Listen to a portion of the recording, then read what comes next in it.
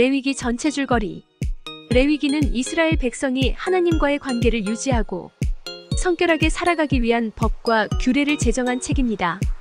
제사, 성전 의식, 그리고 도덕적 규범에 대한 내용을 다루고 있습니다. 이 책의 저자는 모세입니다. 기록 연대는 주전 1445년경으로 추정하고 있습니다. 그러면 지금부터 시작을 해볼까요? 첫 번째, 레위기 1장에서 7장까지는 제사 규례에 대하여. 번째, 하나님께 드리는 완전한 헌신을 상징하며 소나 양을 태워드리는 제사입니다. 소제, 곡물로 만든 제사로 하나님께 감사와 헌신의 표시로 드립니다. 화목제, 하나님과의 교제를 나타내며 제사장이 제물의 일부를 하나님께 드리고 나머지는 가족과 함께 나누어 먹습니다. 속죄제, 죄를 사함받기 위한 제사로 죄를 지은 사람의 대속을 위해 동물을 희생합니다. 속건제, 타인의 권리를 침해했을 때 드리는 제사로 보상과 함께 하나님께 드리는 제사입니다. 두 번째, 레위기 8장부터 10장까지는 제사장과 성전 의식에 대한 이야기입니다. 아론과 그의 아들들에 대하여. 아론과 그의 아들들이 제사장으로 세워지는 의식이 설명됩니다. 그이들은 하나님께 제사를 드리고 백성을 위해 중재하는 역할을 맡습니다. 제사장의 의무에 대하여.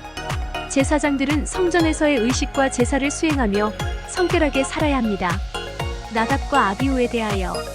아론의 아들들이 하나님이 정하신 방식이 아닌 다른 방법으로 제사를 드리다가 죽임을 당하는 사건이 발생합니다.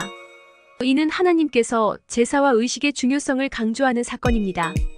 세 번째, 레위기 11장부터 15장까지는 성결법에 대한 이야기입니다. 정결한 음식에 대하여. 어떤 동물이 먹을 수 있는지에 대한 규정이 주어집니다. 이는 이스라엘 백성이 성결하게 살아가도록 돕기 위한 것입니다. 부정한 상태에 대하여. 출산, 피부병, 그리고 신체의 분비물 등으로 부정하게 되는 경우에 대한 규정이 포함되어 있습니다. 이러한 경우에는 정결하게 되기 위한 의식이 필요합니다. 네 번째, 레위기 16장은 속죄의 날에 대한 이야기입니다. 대속죄일. 이스라엘 백성을 위한 특별한 날로 제사장이 2마리 염소를 선택합니다. 하나는 하나님께 드려지고 다른 하나는 아사셀 염소로 광야로 보내져 백성의 죄를 상징적으로 지고 가게 됩니다. 이는 이스라엘의 죄를 사함받는 중요한 의식입니다. 다섯 번째, 레위기 17장부터 26장까지는 이스라엘 백성들의 도덕적 규범에 대한 것입니다. 제사와 예배에 대하여. 제사를 드리는 장소와 방법에 대한 규정이 주어지며 하나님께서 정하신 방식으로 예배해야 함을 강조합니다. 도덕적 법에 대하여. 이스라엘 백성이 지켜야 할 도덕적 규범이 제시됩니다. 이는 이웃사랑, 성적 도덕, 공정한 거래 등을 포함합니다. 안식년과 희년에 대하여. 땅을 쉬게 하고 빚을 탕감하는 제도가 설명됩니다. 이는 사회적 정의와 공동체의 회복을 위한 규정입니다. 여섯 번째, 레위기 26장은 축복과 저주에 관한 것입니다. 축복의 약속에 대하여. 하나님께서 이스라엘 백성이 그의 법을 지킬 때 주시는 축복에 대해 설명합니다. 이는 풍요로운 수확과 평화로운 삶을 포함합니다. 저주의 경고에 대하여.